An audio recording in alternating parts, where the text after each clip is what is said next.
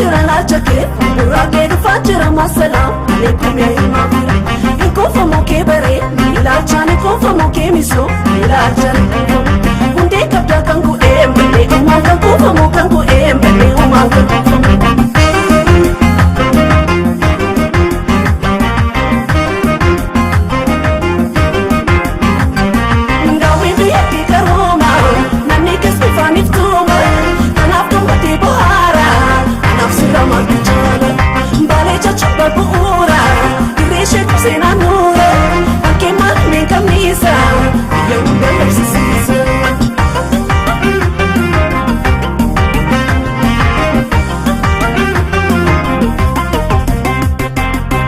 Musela tu karo ko kutaka mateka